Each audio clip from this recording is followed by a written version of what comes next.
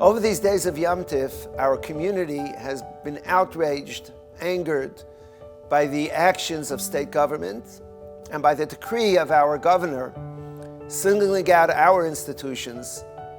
Our outrage is certainly justified. However, we must be careful. This outrage should not cause us to be more lax in protecting ourselves.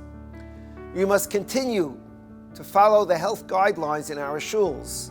In this shul, from when we've reopened, we always required the wearing of masks, the washing of hands, proper social distancing, and above all, those who feel symptoms of a cold to stay home. This must continue. There's a second wave. Doctors said it was a possibility, and it's come. First things to remember, Shmartem Nafsho Seichem. We have to do everything that we could do.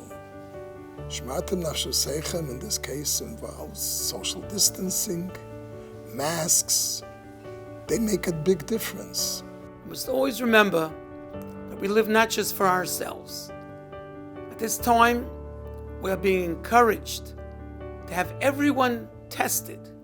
The most important reason is that b'siyata d'shmai, with the help of HaKadosh Baruch Hu, will nip things in the bud. We have to be so careful about this uptick. But by being tested early, we can ensure that we'll nip it in the bud, and it's so much easier when this disease is caught early on. We are calling on everyone in our community to test for the virus over the next days. The typical incubation period of 3 to 5 days after Yom Tif means that starting from Thursday or Friday of this week, we should be testing. In a shul of say 100 or 200 people, if one person is positive, and it may happen, and he knows about it, he can take care of himself, quarantine. If he's unaware of it, and it starts to spread, God forbid, in a shul, it would lead to devastating consequences. We must not be afraid to test.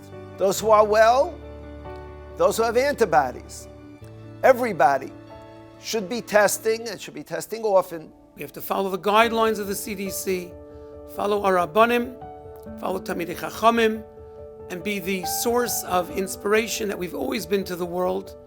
And that schus will be zeichet to the greatest simcha, coming of Mashiach Tzidkenu b'meher v'yameinu. Amen.